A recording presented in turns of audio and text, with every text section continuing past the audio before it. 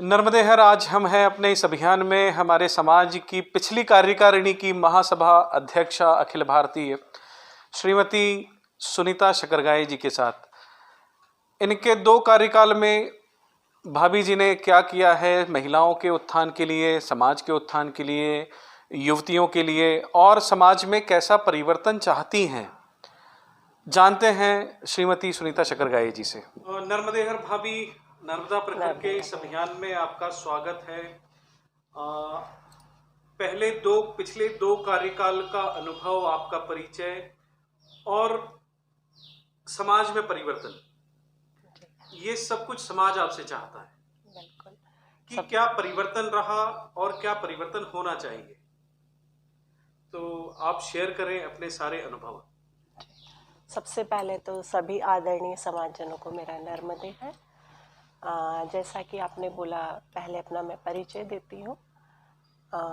मैं खंडवा में हमारे पूजनीय स्वर्गीय श्री कालीचरण जी सकरगाई, उनकी मैं बहू हूँ और सौभाग्य है मेरा कि मुझे इस परिवार की पुत्रवधू बनने का मौका मिला। और जब यहाँ आई तो मुझे आते ही जो माहौल मिला कि राजनीति भी होती थी तो सामाजिक तौर पर होती थी। और चूंकि ससुर जी को मैंने शुरू से देखा, उनके बारे में सुनती आई, तो एक पूरे समय एक लगता रहता था कि नहीं, हमें समाज के लिए कुछ करना है। और ईश्वर की कुछ ऐसी कृपा रही या था कि मुझे महासभा अध्यक्ष बनने का मौका मिला। हमारी पुरानी जो महासभा अध्यक्ष आदरणीय रंजना भारद्वाज जी, शकुंतला भारद्वाज जी, आदरणीय जया दीदी, इन लोगों ने कहा जाए तो 21वीं सदी से महिलाओं का महासभा में कार्य बीजारोपण शुरू हो गया था। जब मुझे मौका मिला तो शुरू किया हम लोगों ने ग्रामीण क्षेत्रों में दौरा करना। वहाँ जब हम गए तो देखा कि हमारी ग्रामीण महिलाओं को या ग्रामीण क्षेत्रों में पता ही नहीं है कि महासभा क्या होती है। सबसे पहले उन्हें बताया गया कि अपना समाज की सबसे पूरे समाज के अखिल भारतीय रूप में गठन है और उसके हम लोग उसकी तरफ से आए हैं। तो वहाँ देखा कि महिलाएं हमारी बहुत गुणी हैं। बहुत गर्व की बात है कि नारदी हम लोग ईश्वर की विशेष कृपा है कि नारदी महिलाएं विशेष संस्कार दिए हुए हैं उनमें, और कहीं ना कहीं थोड़ी संकोची हैं। उन्हें बहुत सारे देखा कलाएं आती हैं, कुछ करना चाहती हैं, पर संकोचवश और कुछ आर्थिक परिस्थितियां ग्रामीण क्षेत्रों में चाह के भी वो अपनी बच्ची को नहीं पढ़ा पा रही हैं क्योंकि वो आर्थिक रूप से सक्षम नहीं है। तो इस तरीके से फिर हमने उन्हें शुरू किया बताना कि आप मत जाइए बाहर, घर से ही कुछ आपको जो काम आता है वो शुरू करिए। एक हमारी महिला यहीं खंडवा में ही थी और दुर्भाग्यवश उनके पति का देहावसान हो गया। तो हम लोगों ने मिलके उनको पूछा आप क्या कर सकती हैं, चूँकि वो बिल्कुल ही बहुत ही ग्रामीण, मतलब ज़्यादा पढ़ी हुई भी नहीं थी। तो उन्होंने बोला मैं तो सिर्फ खाना बना सकती हूँ। तो हम लोगों ने मिलके उनको टिफ़िन सेंटर शुरू करवाया। फिर कहीं गए तो कोई बच्ची मालूम पड़ा कि पढ़ना चाह रही है, तो फिर हम लोग इकाई, खंडवा इकाई से और अखिल भारतीय महिलाओं से मांगा हम लोगों ने सहयोग। और वाकई बहुत ईश्वर की कृपा रही कि सब ने, जिसके लिए भी हमने बोला, बराबर उनको किसी को सिलाई मशीन दिलवाना है, कोई बच्ची पॉलिटेक्निक में एडमिशन लेना चाह रही है पर चूंकि उसके घर वाले नहीं फीस, तो मिलके हम लोगों ने उसका एडमिशन करवाया। तो इस तरीके से शुरुआत हमने की।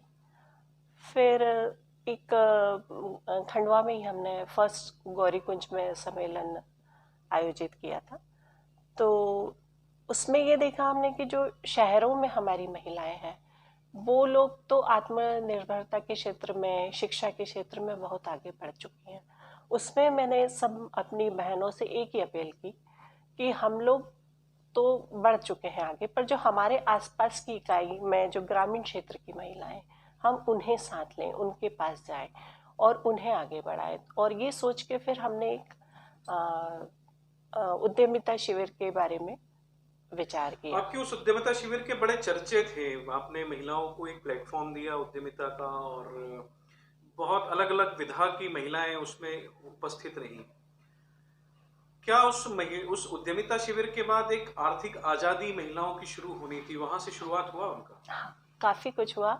मैं आपको बताऊंगी, जब यहाँ गौरीकुंज में मैंने सिर्फ महिलाओं को एक ही बात बोली थी कि हमें औद्योगिक रूप से आगे बढ़ना है, पर हमारी जो संस्कृति है या जो हमारे पारंपरिक खाना है, अमाड़ी की भाजी, सत्तू, मत चाहिए आप खूब साड़ियाँ खरीदने 50,000 का सब स्टॉक करने। आप सत्तू लेके आइए, उसका स्टॉल लगाइए, आप अमाड़ी की भाजी लाइए, उसका स्टॉल लगाइए। और भाई साहब, भोपाल में जब हमने लगाया उद्यमिता शिविर, आप टिमरनी की है संगीता पगारे, वो सत्तू लेके आई थी। उनका आप मानेंगे नहीं, 2 दिन में 2 क्विंटल सत्तू बिका। कुछ नहीं, मैंने कहा नहीं, कुछ तो आम का अचार, हरदा की राई की दाल बहुत फेमस है, आप वो लेके आइए। और अभी उस दिन तो सेल हुआ, पर उसके बाद उनकी रेगुलरिटी कैसे हो पाई? क्या वो आज भी उस व्यापार में जुड़ी हुई हैं, या केवल उद्यमिता शिविर 2 दिन का मेला बन के रह गया? इस बात पे भी मैं आपको ये कहना चाहूँगी कि हम एक कहा जाए कि एक दिशा मिल गई महिलाओं को कि हम इस क्षेत्र में भी आगे बढ़ सकते हैं। इंदौर में आप देखिए कितना बड़ा शायद पगारे फैमिली है, वो लोग घर से बनी हुई धनिया, हल्दी, मिर्ची, राई वो कर रहे हैं। वो जो संगीता पगारे, उन्होंने सत्तू का स्टॉल लगाया, पर वो बोली चूंकि ये पूरे साल नहीं चलेगा भाभी, तो और उनके हस्बैंड की डेथ हो गई थी और 2 बच्चे छोटे छोटे थे। तो फिर हमने पूछा आप क्या कर सकती हो, तो उन्होंने बोला मुझे सिलाई आती है, मैंने डिप्लोमा किया है। तो महिला महासभा ने उन्हें 11,000 रुपया दिया, उनको सिलाई मशीन ली। और भाई साहब आज मतलब बहुत अच्छा लगता है कि उनका बहुत बढ़िया चलने लगा है। 2-3 महिलाओं को उन्होंने रख लिया है और वो सक्षम हो गई हैं अपने बच्चों को पालने में। और भी ग्रामीण क्षेत्रों में हमने मशीन दिलवाई और कई जगह महिलाओं ने अपने छोटे छोटे उद्यम शुरू कर दिए हैं।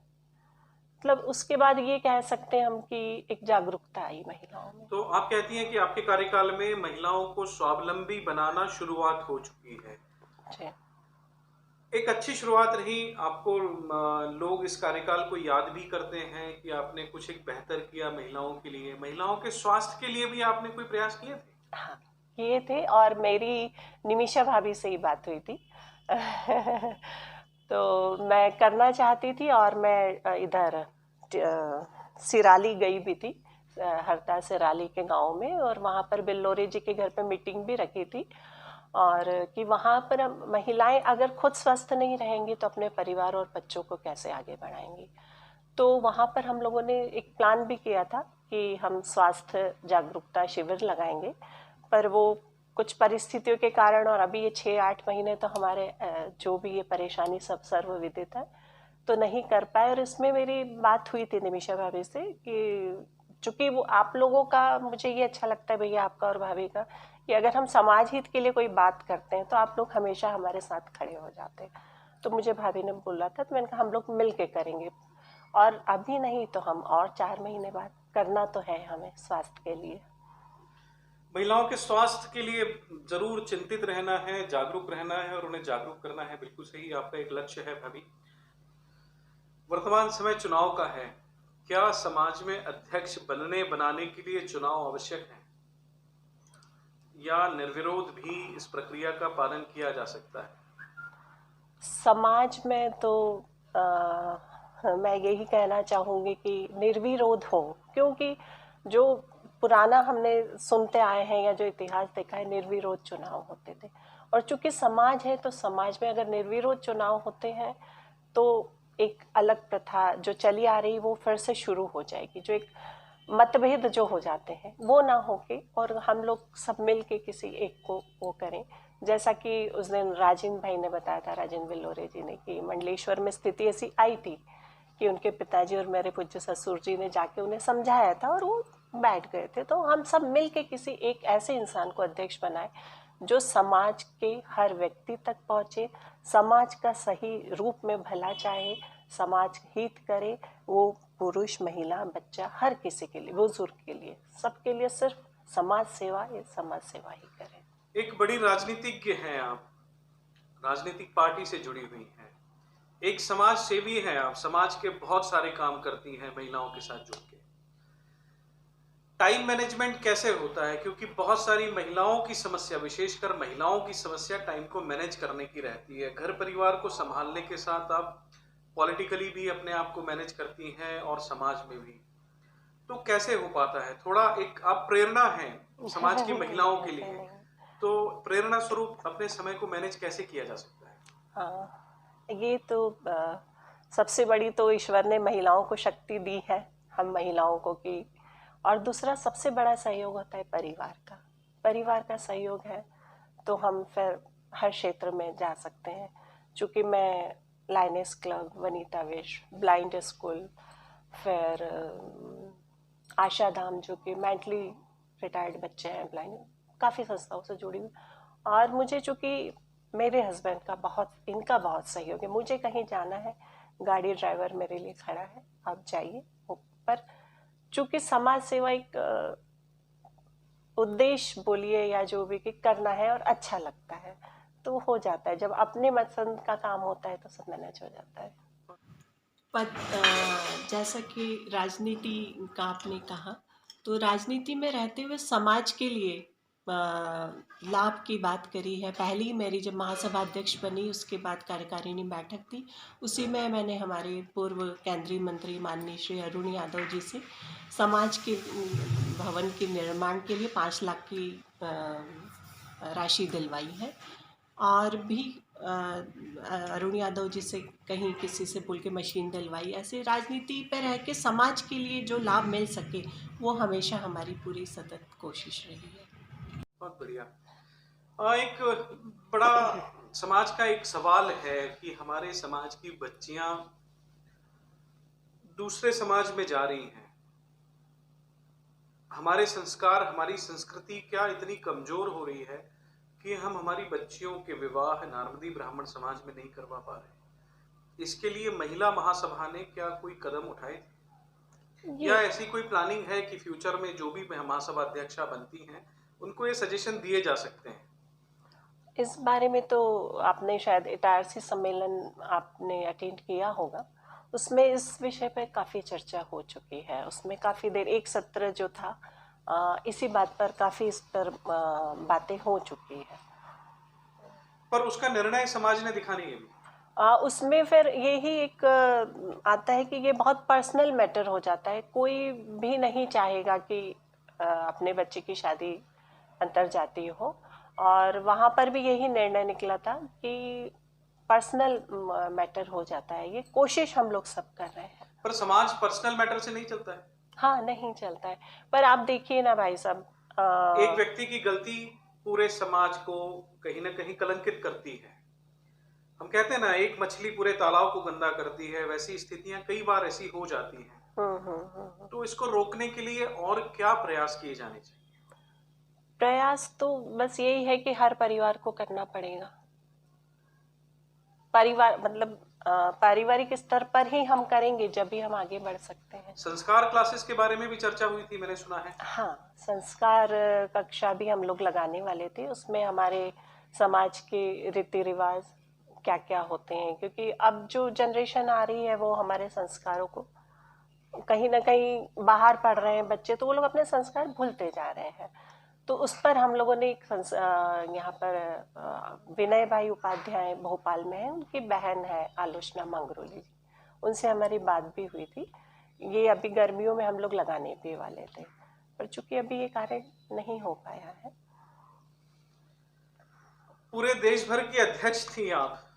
आपने अपने कार्यकाल में कितनी इकाइयों में भ्रमण किया? मैंने पूना, मुंबई, रायपुर, मतलब छत्तीसगढ़, महाराष्ट्र, एमपी, करीब करीब ग्रामीण से लेके तो रायपुर से लेके तो इतनी सारी इकाइयों में भ्रमण करने के बाद क्या भिन्नता नजर आई आपको? मैं एक्चुअल इसलिए पूछ रहा हूँ, क्षेत्रवाद का एक प्रश्न है जो बड़ा उभर के वर्तमान परिदृश्य को बदलने की कोशिश कर रहा है। आप जब सारी इकाइयों में घूमी तो कहीं आपको ऐसा क्षेत्रवाद नजर आया? बिल्कुल भी नहीं। जहाँ भी मैं गई हूँ और कभी कहीं ऐसी बात हुई तो हर एक नामदी ने मुझे एक ही चीज बोली है, हम लोग सिर्फ नामदी हैं।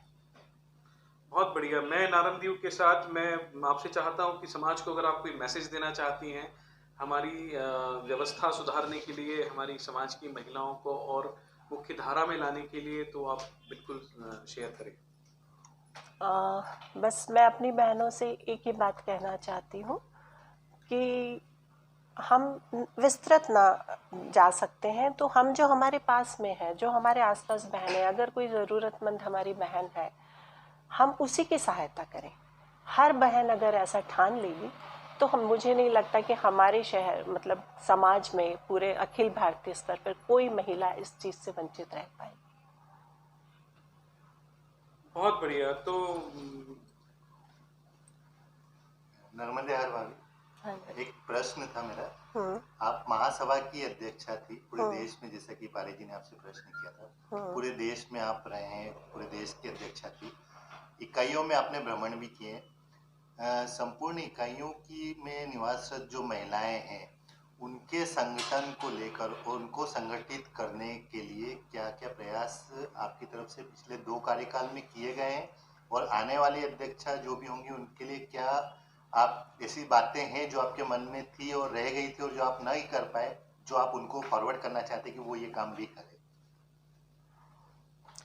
बिल्कुल, आपका पहला प्रश्न तो यह है कि सारी इकाई की महिलाओं को संगठित करने के लिए, तो मैं आपको बस एक ही बात बोलने चाहूँगी कि अब जो प्रोग्राम्स होते हैं अखिल भारतीय स्तर पर, आप उसमें महिलाओं की भागीदारी देखिए, बहुत अच्छी भागीदारी होने लगी है। और आप किसी भी इकाई में जाइए, बहुत संगठित है हमारी महिलाएं। और विशेषकर बहुत खुशी होती है कि वो जब संगठित हुई हैं तो उन्होंने हमारे समाज को, हमारे समाज की संस्कृति को और उसको बचा के रखने का प्रयास कर रही हैं।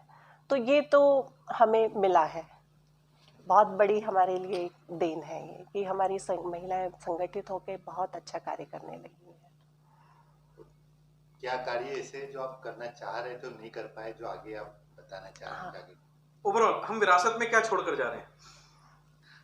विरासत में तो यही है, जैसे अभी पूछा भाई साहब ने, कि संगठित महिलाओं को हम इकट्ठा करके छोड़ा है हमने। सारी महिलाएं इकट्ठी हो गई हैं और सबके लिए, हर महिला के लिए, अपने समाज के लिए कुछ करने का जज्बा आ गया है।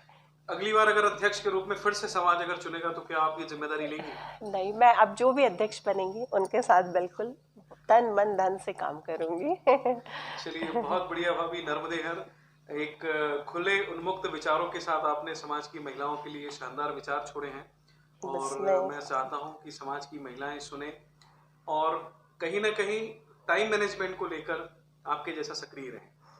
आप कुछ और भी कहना चाहते हैं? बस मैं समाज के लिए 2 शब्द बोलना चाहती हूँ कि बोलना और प्रतिक्रिया करना जरूरी है, लेकिन संयम और सभ्यता का दामन नहीं छूटना चाहिए।